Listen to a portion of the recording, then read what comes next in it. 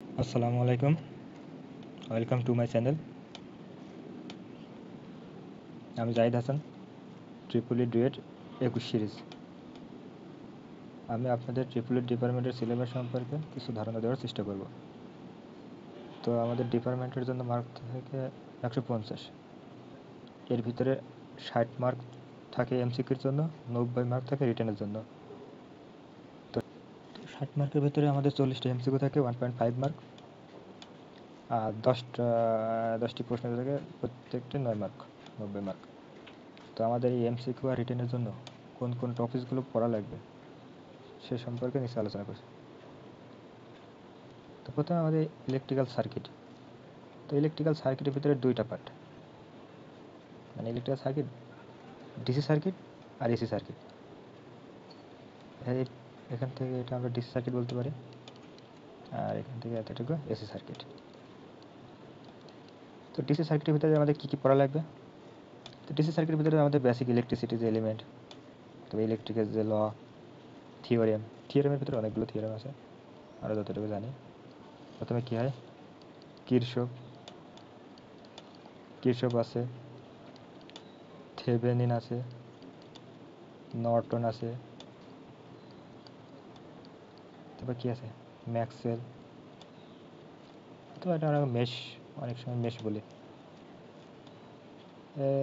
Maximum power transfer, আমাদের আছে super position.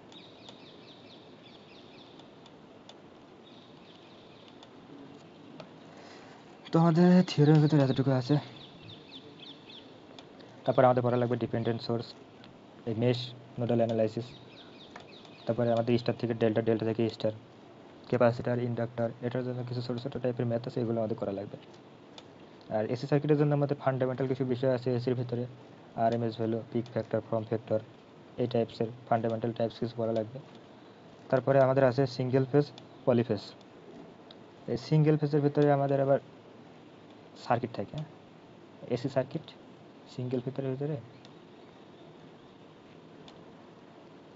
আমাদের সার্কিট আছে। সিঙ্গেল ফেজের আমাদের সিরিজ সার্কিট থাকে, series are parallel. Series parallel সার্কিটে কিছু ম্যাথ থাকে, এগুলো আমাদের করা লাগবে।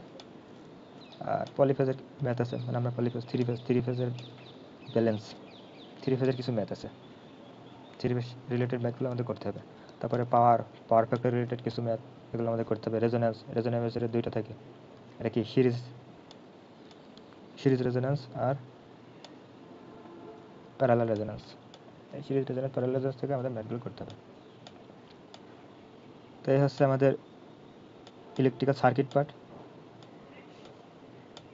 তো ইলেকট্রিক্যাল সার্কিট পার্ট থেকে আমাদের যে বইগুলো পড়ি, আমাদের পলিটেকনিকের যে ডিসি সার্কিট, তারপর এসি সার্কিট 1, এসি সার্কিট 2, এই বইগুলো থেকে আমরা এগুলো কভার করি পলিটেকনিক থেকে। এরপরে আছে মেশিন। তো ইলেকট্রিক্যাল মেশিনের ভিতরে আবার দুইটা পার্ট, একটা ডিসি মেশিন, আর একটা কি এসি মেশিন।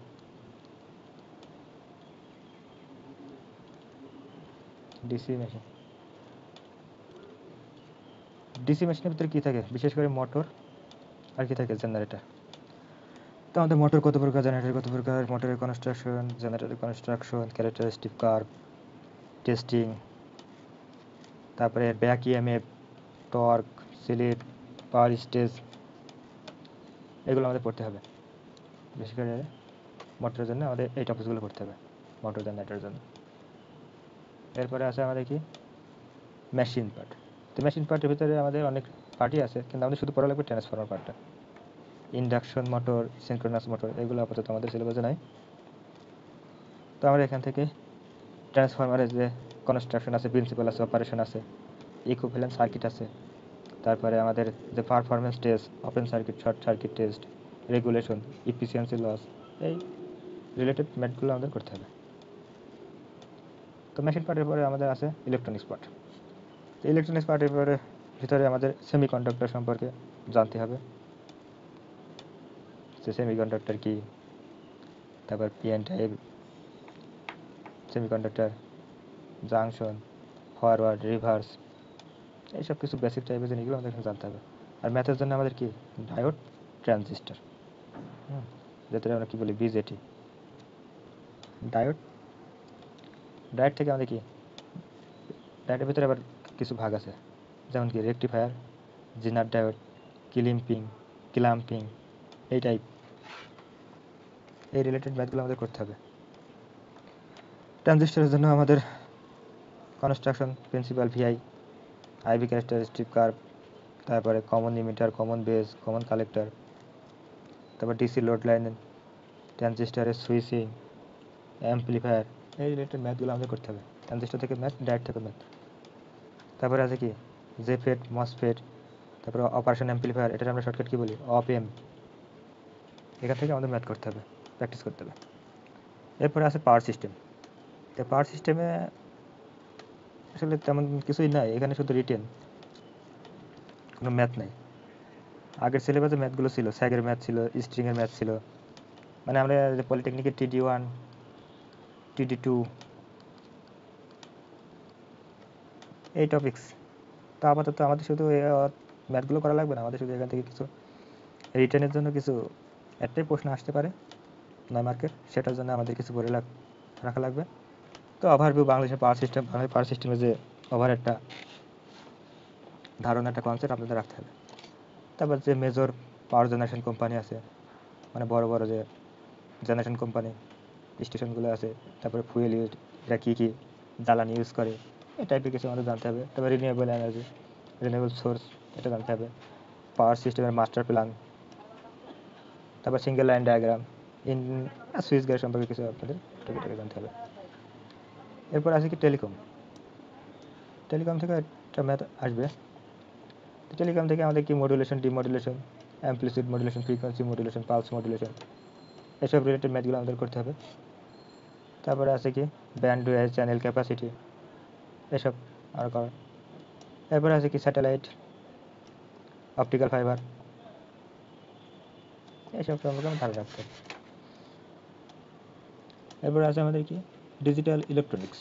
তো ডিজিটাল ইলেকট্রনিক্সের ভিতরে আমাদের কি আছে নাম্বার সিস্টেমের ভিতরে আমরা জানি যে কি থাকে বাইনারি, অক্টাল, তারপর ডেসিমেল, হেক্সাল, মানে একটা থেকে একটা কনভার্ট। তারপরে গেট আছে না, অনেকগুলো গেট, অ্যান্ড, নট, অর, নর, যতগুলো গেট আছে লজিক গেট। তারপরে সিকোয়েন্সিয়াল লজিক সার্কিট আছে কিছু, adder, subtractor, encoder, decoder, multiplexer, demultiplexer, flip flop কিছুটা দেখে রাখতে হবে। এগুলো না দেখলেও হয়, তবে MCQর জন্য আমরা দেখে রাখতে পারি। তো এই হচ্ছে আপনাদের ট্রিপল ই ডিপার্টমেন্টের জন্য সিলেবাস। ধন্যবাদ।